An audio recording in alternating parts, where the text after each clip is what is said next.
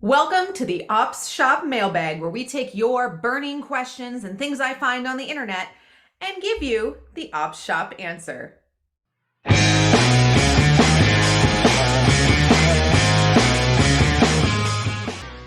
Hey guys and gals and non-binary pals, and welcome to this episode of the Ops Shop Mailbag. We are here to answer your questions, anything to do with business operations, working online, being a service provider, and being a virtual assistant. So let's get to today's question. Today's question: how many client hours should I take on in a week? Ooh, I like this one because it's essentially how much do you want to be working and how should I be organizing my time? Here's my answer. About 60% of your working hours should be revenue generating activities. So this could be client work that you are being paid for, billable hours, or it's sales calls and finding new clients. When I was working as an OBM or online business manager, I would think about how many hours that I wanted to work, and then I would go find clients to fill all that time. So if I wanted to be working 30 hours a week, well, then I would go find 30 hours of client work.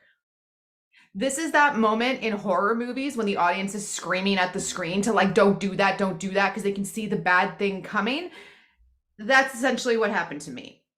Because doing client work is not the thing that's going to keep my business moving and growing. And so many small business owners are going to fall into the trap of black and white hours exchange.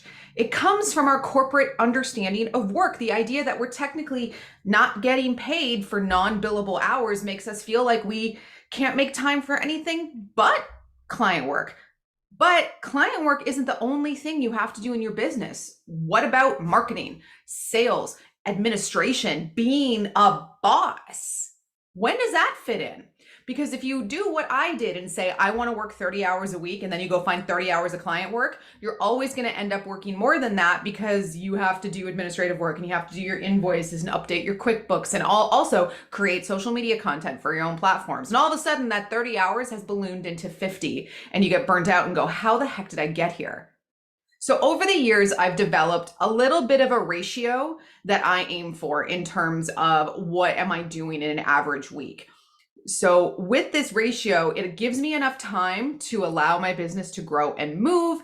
It allows me to get really clear on client capacity, and I can just know that everything in the business is covered and things are going to be moving. So here is my ratio. 60% of my time is spent on revenue generating activities. So client work, billable hours, sales calls, or finding new clients. 10% of my week is spent on creation. So that could be marketing content, that could be writing, social media content, but 10% is focused on creation. 15% of my week I spend on administrative tasks. So this could be responding to or sending emails, organizing my calendar, bookkeeping, general organization of things.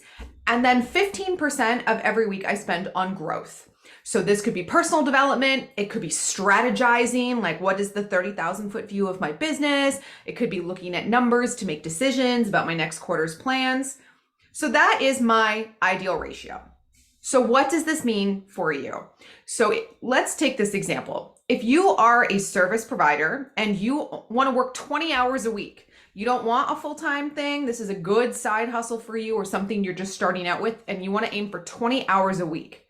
That would mean you could be spending 12 hours a week on revenue generating activities, 2 hours on creation, 3 hours on admin, and 3 hours on growth. Sounds like a pretty good week, and everything is handled.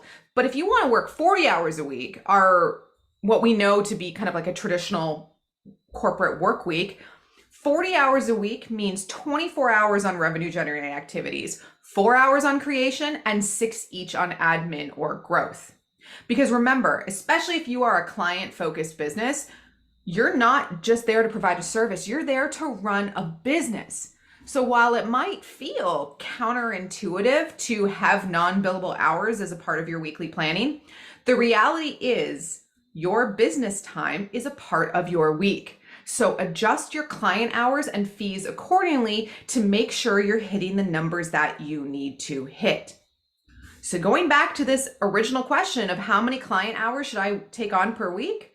I'm not going to turn around and say, well, you should have 10 client hours, or you should be 20 client hours, or take on 6 clients. Figure out your ratio. 60% of your week on revenue generating activities. So for how many hours a week do you want to work?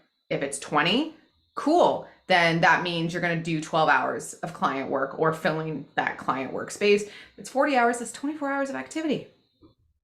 Thoughts, feelings, comments, concerns, reactions, drop them in the comments below. Give this video a like, subscribe to the Ops Shop show here, and get ready for more content to come. And if you have a question for a future mailbag episode, you can also drop it in the comments or visit us on Instagram and send us a DM. See ya.